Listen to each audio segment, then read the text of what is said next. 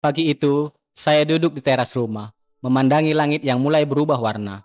Hari-hari sebelumnya, saya sering merasa cemas akan hal-hal yang tidak saya ketahui, berusaha mengendalikan setiap aspek hidup saya yang tak terduga.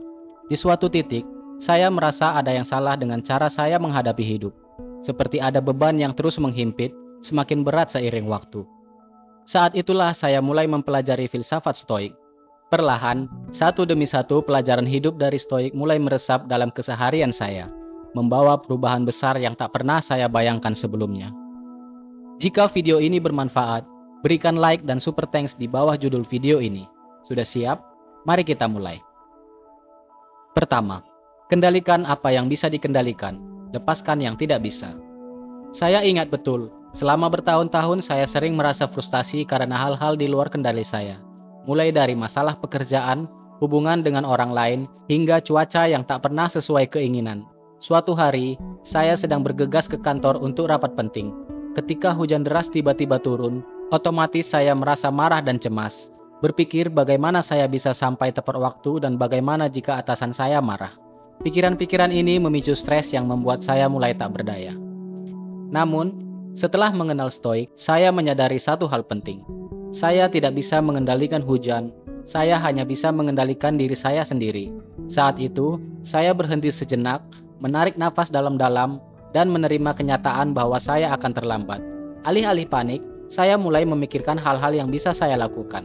Saya mengirim pesan kepada rekan saya untuk memberitahu bahwa saya akan terlambat.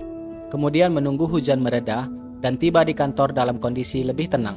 Ternyata rapat pun berjalan lancar. Bahkan tidak ada yang mempermasalahkan keterlambatan saya.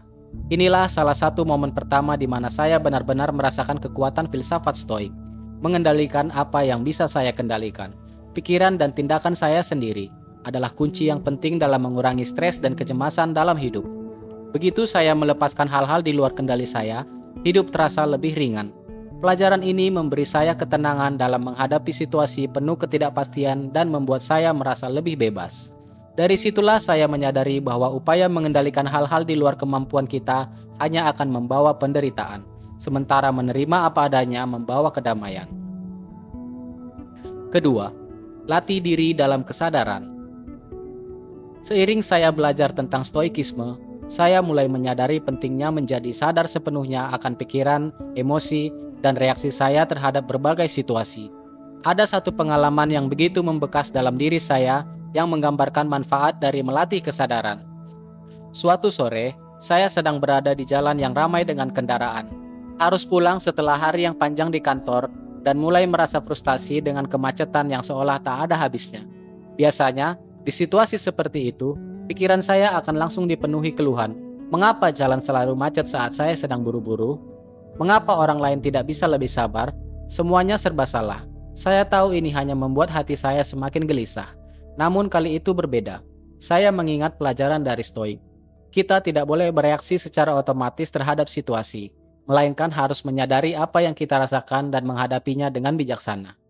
Saya berhenti sejenak, menarik napas dalam-dalam, dan mencoba memahami sumber frustasi saya. Saya mulai menyadari bahwa kemacetan bukanlah masalah yang sebenarnya. Yang menjadi masalah adalah reaksi saya terhadap kemacetan tersebut. Dengan perlahan, saya belajar untuk melepaskan emosi negatif dan berfokus pada apa yang bisa saya lakukan saat itu.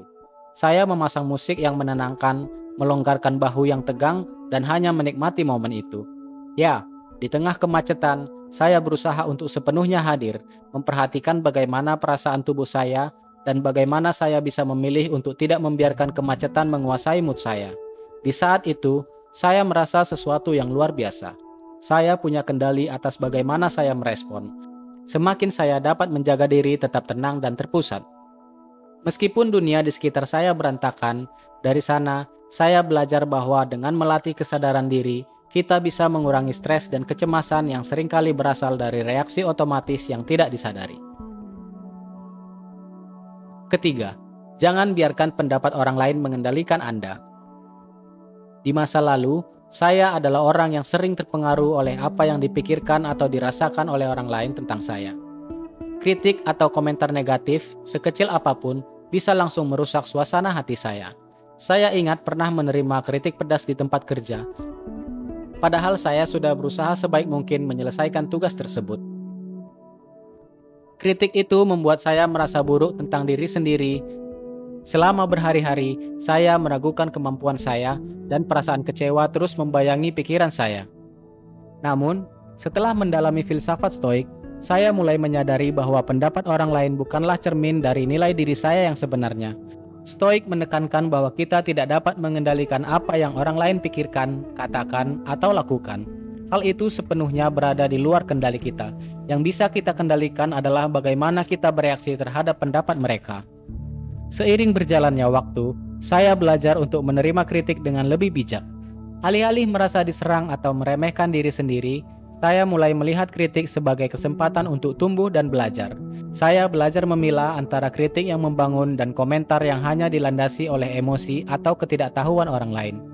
Jika memang ada hal yang bisa saya perbaiki, saya akan berusaha memperbaikinya. Namun, jika kritik itu tidak relevan atau terlalu personal, saya belajar untuk tidak membiarkan hal tersebut menguasai perasaan saya. Pengalaman ini membuat saya lebih tangguh dan mandiri secara emosional. Saya tidak lagi terlalu bergantung pada validasi dari orang lain untuk merasa baik tentang diri saya sendiri. Dengan tidak membiarkan pendapat orang lain mengendalikan saya merasa lebih bebas dan percaya diri. Stoik mengajarkan bahwa nilai diri kita tidak ditentukan oleh orang lain, melainkan oleh tindakan dan prinsip-prinsip kita sendiri. Keempat, memento mori. Ingatlah bahwa kita akan mati.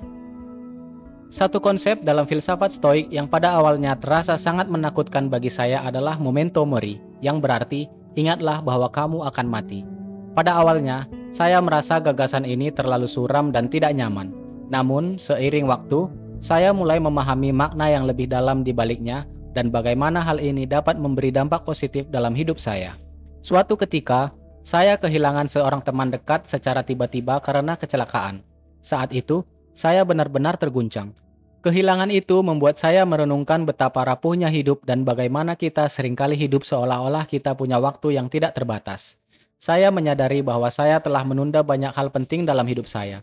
Perasaan, impian, bahkan sekedar meluangkan waktu dengan orang yang saya cintai. Saya selalu berpikir bahwa nanti masih ada waktu.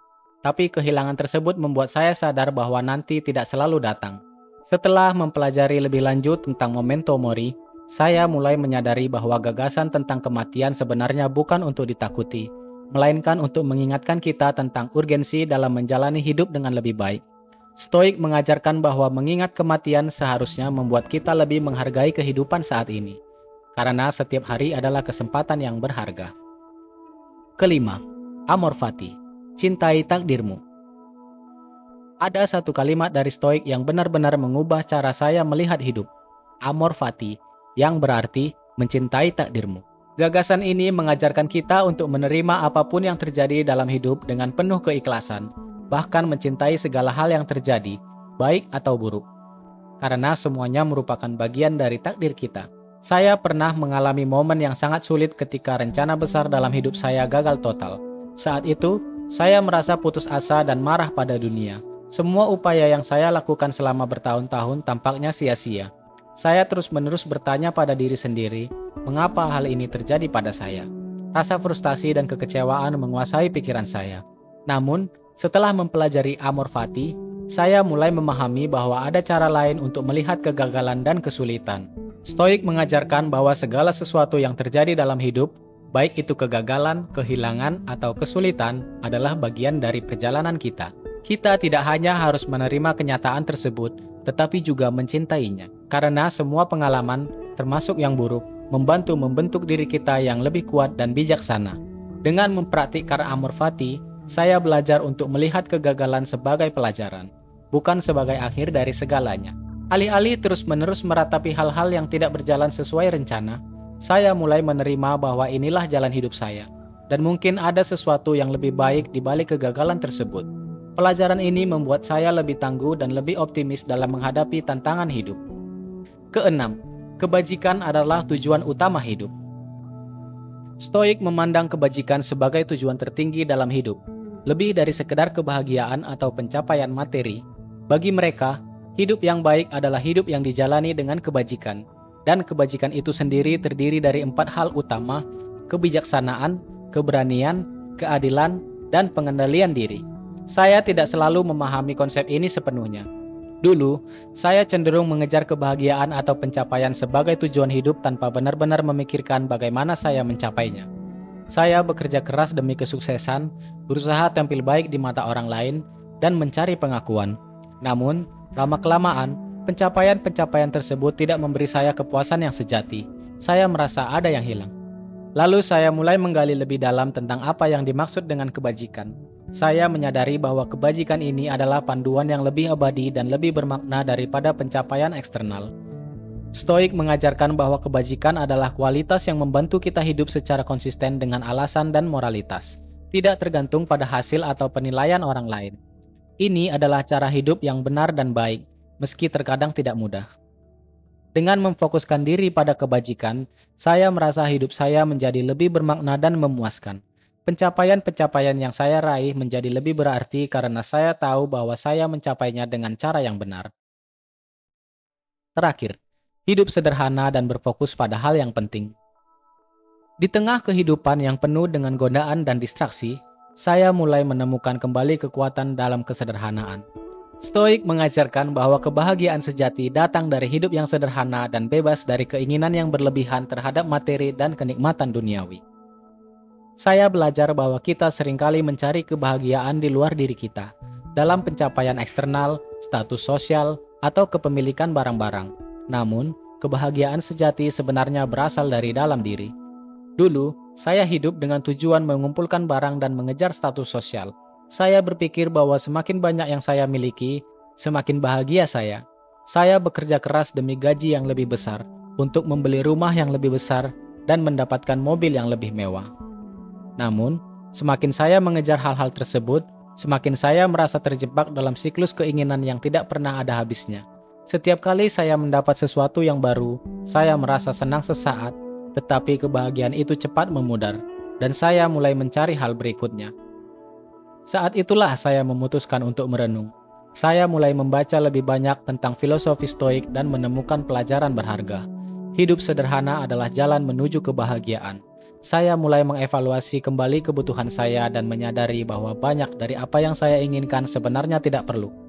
Saya mulai menghargai hal-hal kecil dalam hidup, menikmati waktu bersama keluarga, bersyukur atas kesehatan, dan merasakan kepuasan dalam melakukan pekerjaan dengan sepenuh hati. Dengan mengurangi keinginan untuk barang-barang dan status sosial, saya merasa hidup saya menjadi lebih ringan dan lebih bermakna. Saya tidak lagi terjebak dalam permainan konsumsi dan pencapaian yang tidak pernah berakhir. Saya belajar untuk menikmati momen-momen sederhana yang sebenarnya jauh lebih berharga daripada harta benda. Saya merasa lebih bebas dan lebih damai karena saya tidak lagi terikat pada keinginan yang tidak ada habisnya. Dalam banyak hal, saya menemukan bahwa kebahagiaan sejati tidak terletak pada pencapaian luar, tetapi pada kemampuan untuk hidup dengan cara yang sederhana dan berfokus pada hal-hal yang benar-benar penting. Itulah 7 pelajaran hidup yang saya ambil dari filsafat Stoik.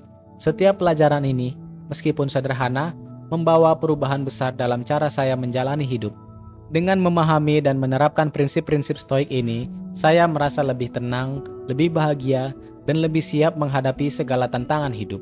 Jika Anda tertarik mempelajari lebih lanjut, jangan ragu untuk terus menonton video-video di channel ini. Semoga pelajaran-pelajaran ini juga bisa membawa manfaat untuk Anda. Sampai jumpa di video selanjutnya.